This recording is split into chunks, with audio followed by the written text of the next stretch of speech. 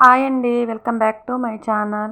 ఈరోజు మీ ఇంట్లో అందరికీ నచ్చే విధంగా కాలీఫ్లవర్ ఫ్రైడ్ రైస్ ఏ విధంగా చేయాలో చూపిస్తా వచ్చేయండి. మొదటగా వాటర్ని బాయిల్ చేసుకోవాలి. ఆ బాయిల్ చేసిన వాటర్లోకి మనం మీడియం సైజులో కాలీఫ్లవర్ని కట్ చేసుకొని వాటిని 5 మినిట్స్ ఉంచి తీసేయాలి. ఆ తర్వాత కూల్ వాటర్ని పోసుకొని అవి కూడా వంపేయాలి. అలా వంపేసిన తర్వాత ఆ కాలీఫ్లవర్ ముక్కల్లోకి మనం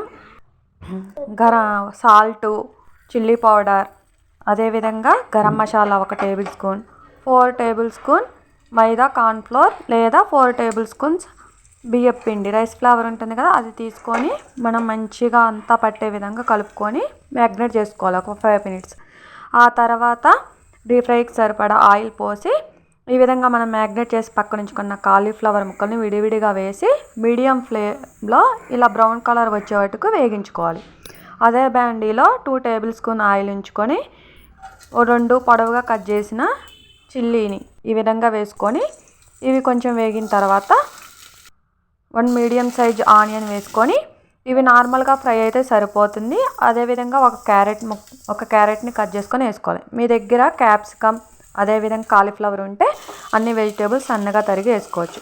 ఇలా బాయిల్ అయిన తర్వాత కొంచెం అల్లం వెల్లిపాయ పేస్ట్ వేసుకొని అది కూడా కుక్ అయిన తర్వాత ఈ విధంగా పక్కన పెట్టి ఉంచుకున్న కాలీఫ్లవర్ ముక్కల్ని వేసుకొని ఒకసారి కలుపుకోవాలి. మనం మొదటగా ఉడికించుకున్న రైస్ని తీసుకొని దీంట్లో కలిపేయాలి.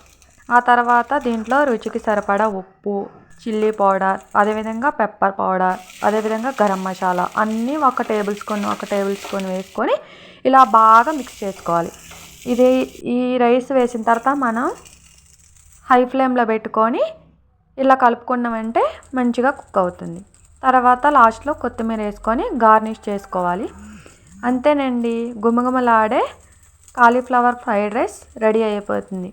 మీరు కూడా ఒకసారి ట్రై చేసి ఏ విధంగా వచ్చిందో నాకు కామెంట్ రూపంలో కామెంట్ చేయండి.